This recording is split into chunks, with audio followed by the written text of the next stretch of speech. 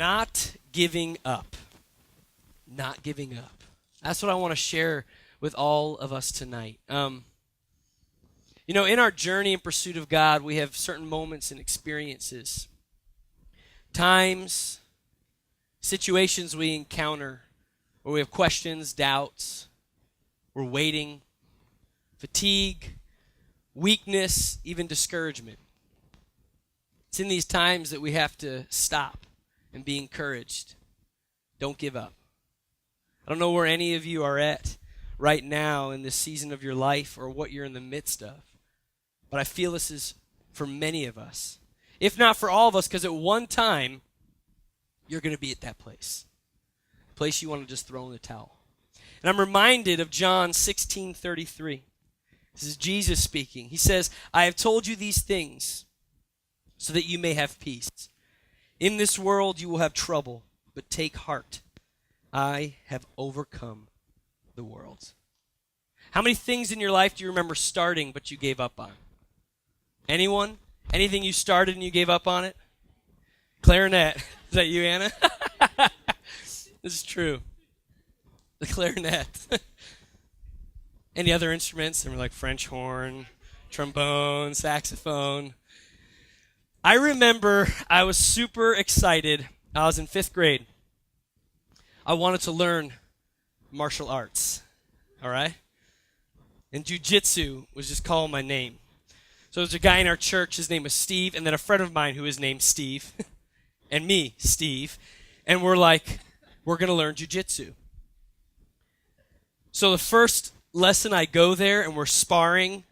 I don't know what that means, but I was doing it.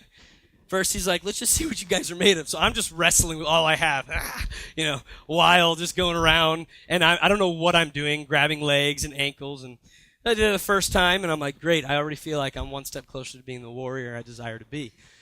Then I went again the second week, and it was even like more aggressive, and I'm learning like throws and flips, and I'm like, I am going to go all the way with this. I'm going to be a 3rd degree Brazilian jiu-jitsu champ.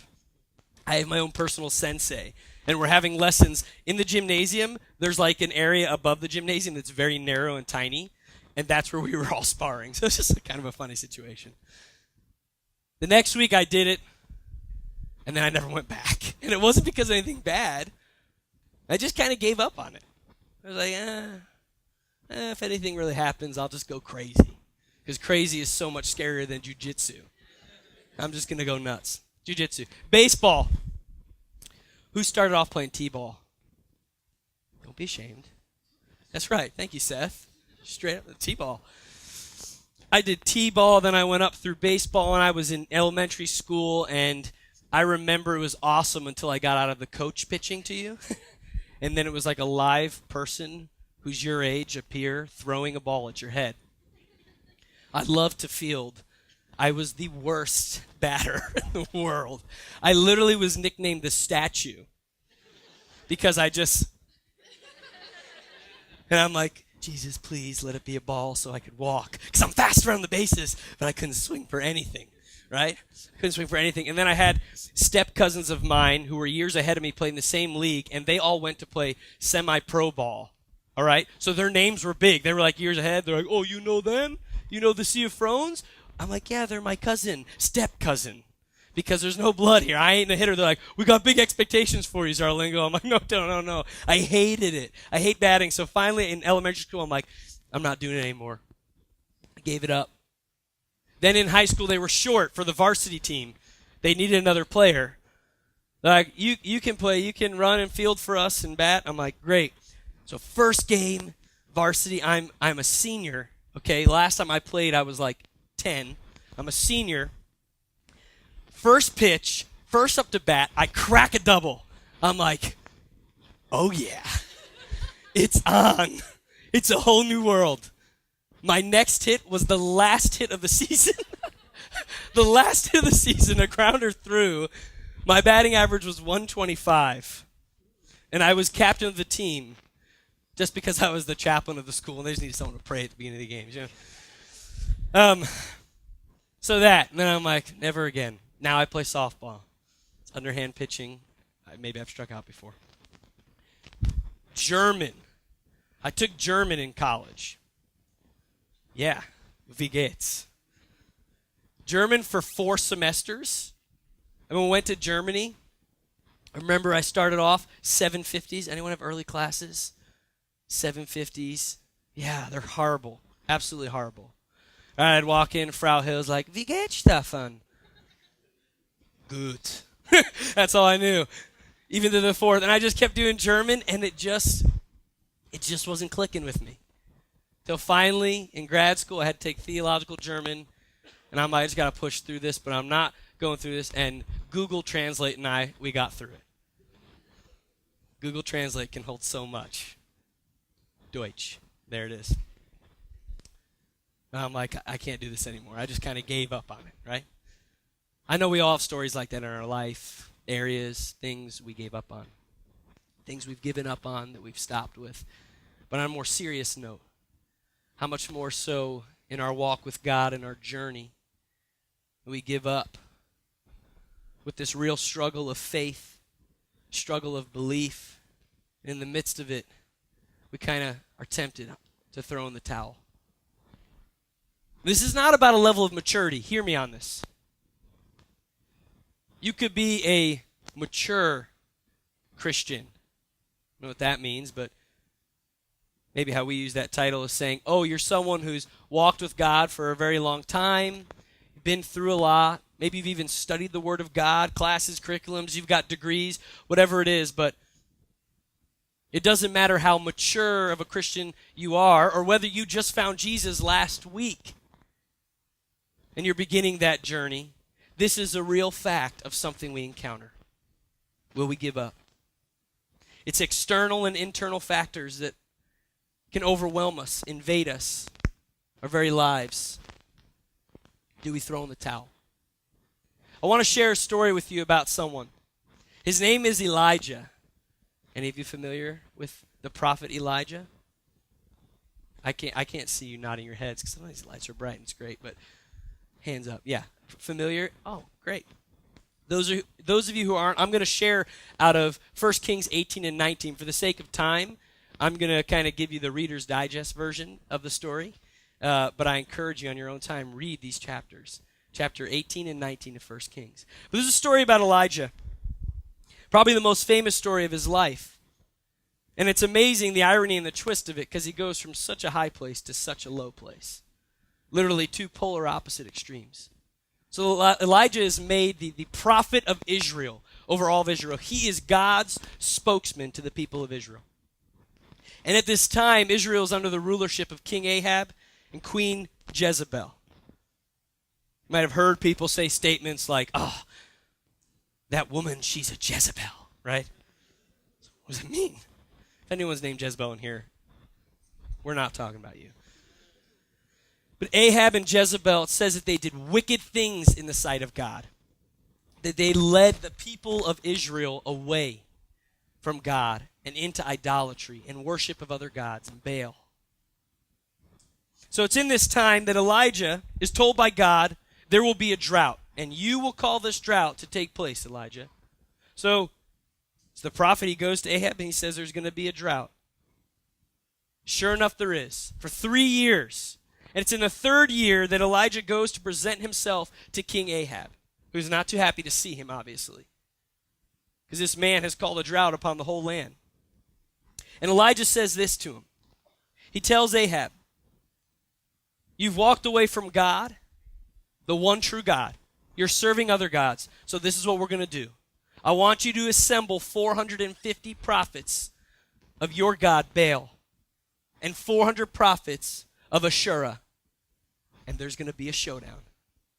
We're going to see whose God is the one true living God. So assemble them, and we'll meet on Mount Carmel. All right? Not caramel, Carmel. Who says caramel here? Who says caramel? Snobby. Snobby. Sorry. So in 1 Kings 18:24, I want to read to you Elijah's statement. Everyone's assembled. The people of Israel, all these prophets, This is taking place. He says, then you call on the name of your God. He's talking to all these prophets of Baal. And I will call on the name of the Lord. And the God who answers by fire, he is God. Then all the people said, what you say is good. So this is what he's saying. This is the deal. We're going to have two altars. You're going to call on your God. I'm going to call on my God. The one who answers, whose fire comes down and burns up the sacrifice, that's the one true and living God. And everyone says, it's a deal. So it begins. The prophets of Baal, they go at it from morning until noon. It says till midday. They are around their altar. They are worshiping, praying, screaming, dancing, all the way to the point where it says they begin to slash themselves till they're bleeding, crying out to Baal to burn this sacrifice. Nothing happens.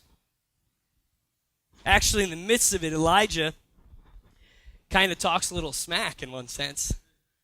Because he starts laughing, it says, chuckling at them, say, oh, he must be asleep. You got to scream louder. He's saying this. He's saying this. This is a new mic tonight, so sorry, I'm not breathing really heavy. So he's talking smack. I remember at ORU, they had a D1 baseball team, and they were a great team. And I had a couple friends of mine and guys who lived on the floor, and they would go, they were asked, after they did this a couple times, it was making an actual difference in the games, that they were asked by the coach of the team to make sure they were sitting in rows on the other side where the other teams were, because they were not being vulgar or aggressive, but they were like talking fun smack at a baseball game. You know what I mean? Like, hey, bada, bada, bada. But they would do research on these players. So they'd be like, your mom, and they would know their mom's name. Fine, that's why Facebook's a scary place.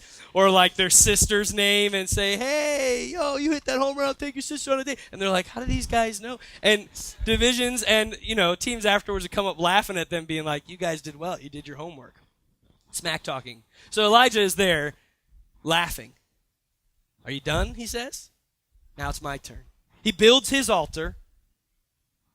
Says that a bull was the sacrifice. It's interesting, actually, because many times the prophet Baal, in a sculpture or an idol that was made, was going to be made in the shape of a bull. The bull is laid on that altar. It's covered with water. There's a trench dug around it. So much water is covered on it that the trench fills up. So it's doused. And then Elijah says, I'm ready. He cries out unto God. And sure enough, fire falls from heaven and burns up everything on that altar, the altar itself. It says the people fell prostrate on the ground. Said, surely Yahweh, Jehovah, is the one true God. Then Elijah looked at Ahab, the king, and he said, it'll rain. Go home, get ready to dine, because it's going to rain. Sure enough, Elijah goes up. He prays for rain on that mountain, and it begins to pour and rain. This is where the story takes an interesting twist. Jezebel, who was Ahab's wife, a wicked and evil woman, a worshiper of other gods. Ahab shares the story with her, and Elijah's on his way to the city, and Jezebel sends a messenger to him saying, I'm going to kill you, Elijah. Basically, in her own words, as God, her gods, are my witness, I'm going to kill you. And in 1 Kings 19, 3-4, it says this. Elijah was afraid and ran for his life. When he came to Beersheba in Judah, he left his servant there, while he himself went a day's journey into the wilderness. He came to a broom bush, sat down under it, and prayed that he might die. I have had enough, Lord, he said. Take my life. I am no better than my ancestors. This man, this man of God, moments earlier called fire down from heaven in front of thousands of people, declaring that God was the one true and living God, Yahweh. Prophets of Baal are slaughtered and killed. Israel sees the one true God. He then, the very drought he predicted and prophesied about, he calls back for rain to happen, and it takes place. This man is walking in serious power and authority in God. And then one lady, an evil woman, says, I'm going to kill you. And he freaks out, says he's afraid. He runs, gets down, and says, God, take my life. Talk about wanting to give up. Talk about one extreme to the other. I don't know how many of you prayed yesterday for fire to come down and burn something up, but you're sick. No.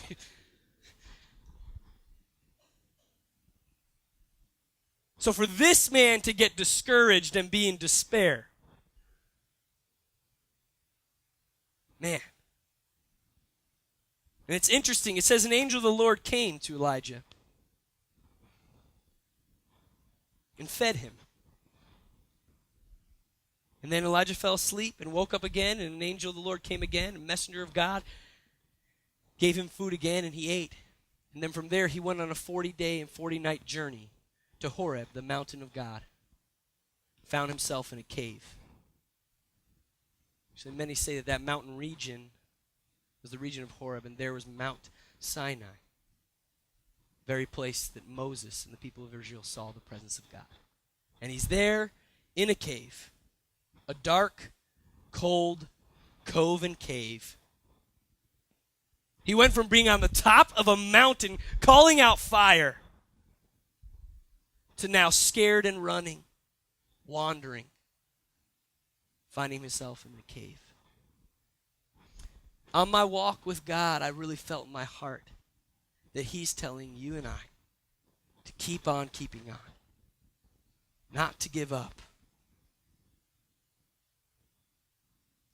There's certain reasons that we give up. Maybe it's doubt. It's like our faith has begun to dwindle. You might be saying, God, I thought you would. I believed you could. God, I asked for you to. I've had those prayers, those cries, those yells. And there we sit, our faith dwindling, doubt and unbelief creeping into our lives. And maybe you've said this, I guess I was just asking too much of God. Or I guess I was just being too realistic of what should have really taken place, and it's not a spiritual thing. And so I just, and slowly you just start reasoning your way out of faith and right into that doubt. And you're ready to throw in the towel. Or we're in a waiting process. And you kind of feel like in life you're wandering. Like Elijah himself in a desert, that trip shouldn't have taken 40 days and 40 nights. It's wandering. The discouragement. We've been there. Nothing seems to be happening. Everything seems to be quiet, even God. It's like your life seems to be on pause. And you just sit there. You might even ask the question, what am I doing? What am I even doing? On this journey, on this pilgrimage, on this commitment I made to God to follow Christ, now I'm just wandering. It's like my life has been put on pause. Everything around me is foggy. I think I should just give up. See, and giving up doesn't just necessarily have to mean, like, that's it, I deny who God is and all this. That's not what I'm talking about, necessarily. It could be, but the majority of the time, what it means is it's like, coach, time out, put me on the bench. In basketball, when I played in high school, on the roster, I was 5'9". Okay. I averaged 20 points a year. I remember times in the game, right, where that it was coming down to like, this is the important, we've got a couple minutes left, we're down. And all of a sudden I'm like, coach, I'm ready to sub down anytime. I could go on the bench real quick because so-and-so's a lot better. You know what I mean? Am I the only one who is that type of athlete? Some of you are like, never. I'm the guy who's like, give me the ball. Great for you. So it's like, Coach, let's take a timeout. Let's swap.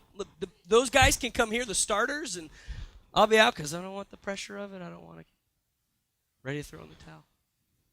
We'll get all those guys Gatorade. Get them hydrated. That's important, Coach. And I see it. I understand the importance.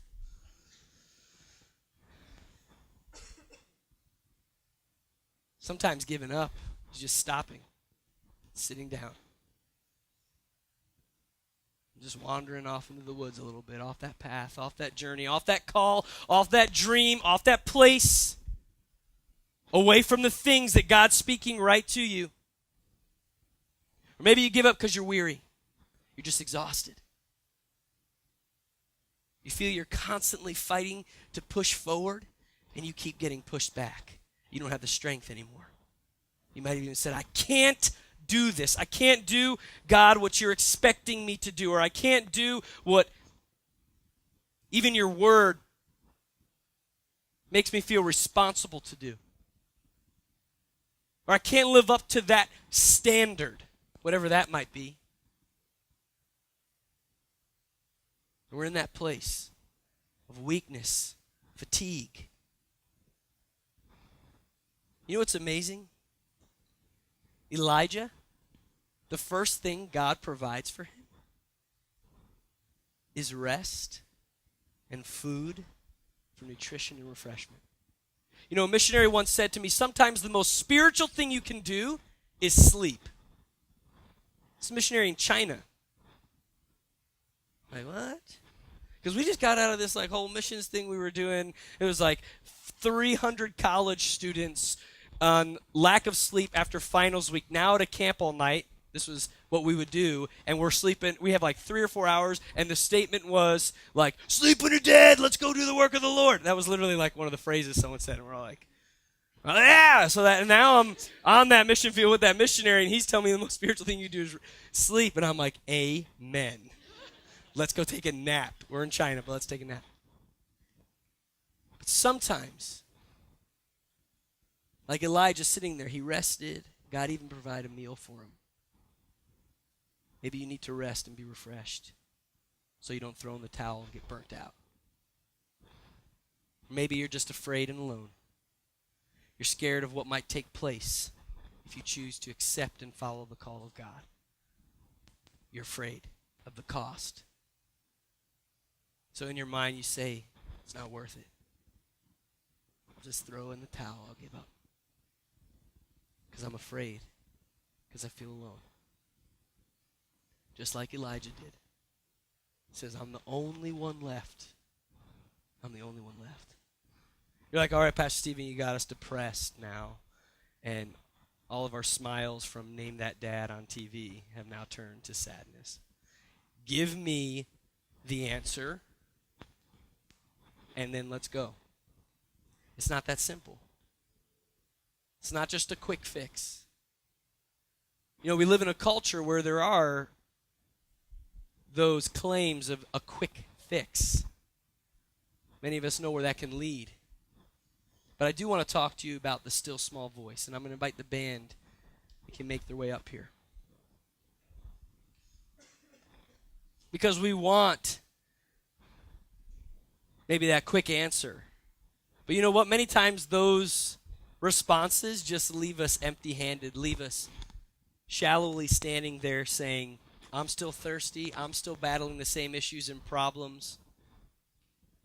So we live in a society that wants the immediacy of everything. So you're like, all right, tell me now how I get my life back on track. There's something important we have to see here. Many of you know the story. Elijah's there in the cave, and God says, what's wrong, my man? What's wrong?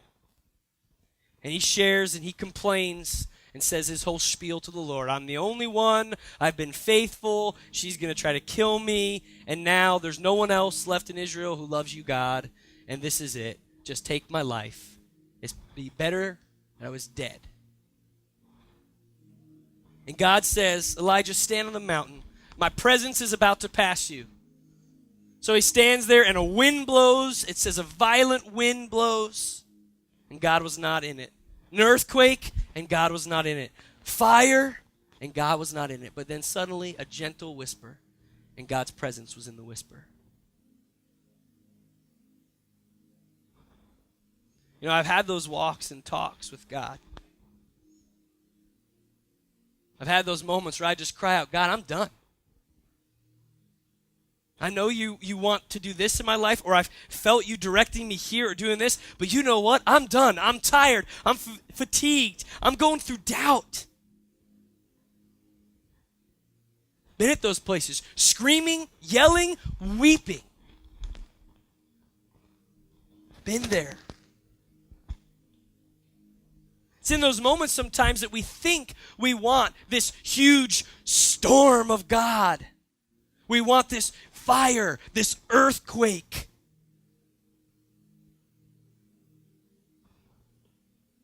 But see, many times in these moments of desperation and despair, they're the best moments for God to grab our attention with his authentic presence, with even just a whisper. Because that's when we're listening the most. I remember weeping, literally, at night, 1 a.m., under a cross, out in the middle of nowhere in Oklahoma. So I felt like that was the closest place I could get to God. Just weeping, wanting to throw it in. I'm done. I just want to give up. I can go this direction in my life. It'll be easier. It'll be less stressful. There'll be less anxiety. I'll battle with less of this. I just want to do this, Lord. And in the stillness and the quietness, I just felt his presence. Just a whisper. Just keep on keeping on. Don't give up. Don't give up. In these moments, you'll be tempted to seclude yourself and be alone. You might even begin to believe the lie that you're all alone in the midst of that, like Elijah. And I love how God addresses him there in the cave. He speaks to Elijah. You're not alone. He said there's 7,000 righteous people who have not bowed to this Baal still in Israel. And there's also a young man, Elisha, who will become your student, the next prophet of Israel, who will become his friend.